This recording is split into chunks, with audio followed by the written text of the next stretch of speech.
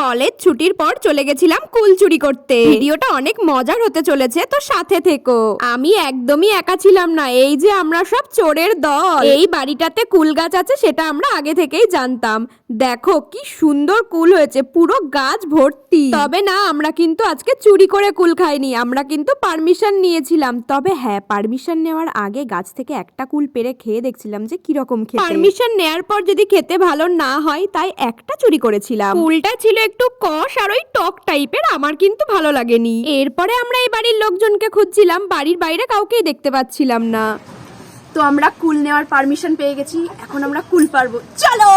সকলে মিলেই চলে গেছিলাম কুল পাড়তে। গাছটা ছিল এতটাই নিচু যে আমরা কিন্তু হাত দিয়েই পারতে পারছিলাম। গাছের ডালে এত কাটা ছিল যে মাঝে মাঝে হাতেও ফুটছিল। আমি যে কুল খেতে খুব একটা ভালোবাসি তা একদমই নয়, তবে এদের চক্করে পড়ে আজকে কিন্তু এই টক কুল অনেকগুলোই খেয়ে ফেলেছিলাম। আমি যেহেতু ওদের থেকে একটু লম্বা, তাই লগার কাজটা আমিই করছিলাম, মানে ওই আমি ওদেরকে একটু কুলটুল পেরে দিচ্ছিলাম। এইরকম কুল দেখে তোমাদের কার কার এখন জিভ থেকে জল পড়ছে একটু কমেন্ট করে জানাও তো দেখি। আমি জানি যারা কুল খেতে বা টক খেতে ভালোবাসো, এতক্ষণে তো তাদের জিভে জল চলেই এসেছে। সরস্বতী পুজোর আগে তোমরা কি কুল খেয়েছিলে সেটাও কিন্তু কমেন্ট করে জানিও। ছোটবেলায় আমাদের সবার একটাই ভয় ছিল যে যদি সরস্বতী পুজোর আগে কুল খেয়ে নি তাহলে আর সে বছর ভালো রেজাল্ট আমরা করতে পারবো না। এবছর তো পুজো তাড়াতাড়ি হয়েছে, সেই জন্য কুলগুলো কিন্তু এখনো ভালো করে পাকেনি।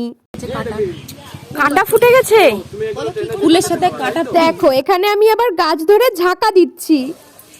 একটাও পড়েনি, একটাও না, শুধু পাতাই পড়লো, কোনো কুল কিন্তু পড়েনি। এই ফলটা আমি আগে অনেকবার দেখেছি, কিন্তু কোনোদিন খাওয়া হয়নি। কিরকম খেতে আর এই ফলটার নাম কি সেটা একটু আমাকে জানিও। তো তোমরা সবাই বলো যে কিরকম লাগলো কুল পেরে। খুবই ভালো লেগেছে। খেয়েছো? খেয়েছি। খেয়েছি, নিয়েছি। মুখটা দেখাবো?